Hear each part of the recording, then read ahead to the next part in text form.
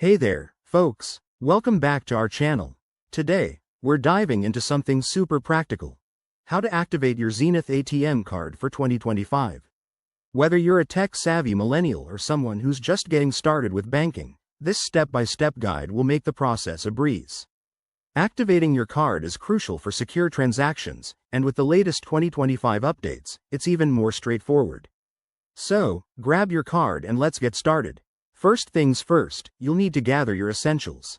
That means having your Zenith ATM card handy, along with your registered phone number and any PIN or OTP you'll receive. Most activations happen via the Zenith mobile app, so make sure you download it from your app store if you haven't already. It's free and user-friendly. Step 1. Open the Zenith app and log in with your existing account credentials. If you're a new user, you'll need to create an account using your card details. Once logged in, look for the Card Services or Activation section. It's usually right on the homepage. Step 2. Select your ATM card from the list if you have multiple cards. Enter the 16-digit card number and the CVV for verification.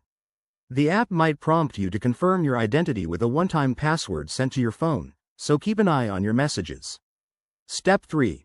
Follow the on-screen instructions to set your PIN if it's not already done. This is your personal security code, so choose something memorable but secure. After that, confirm the activation by clicking the Activate Now button. You might get a success message or an email confirmation. Double-check for that. Finally, test your card. Head to an ATM or make a small purchase to ensure everything's working smoothly. If you run into any hiccups, Zenith's customer support is available 24/7 through their app or hotline. There you have it. That's how you activate your Zenith ATM card in 2025. It only takes a few minutes and keeps your finances secure.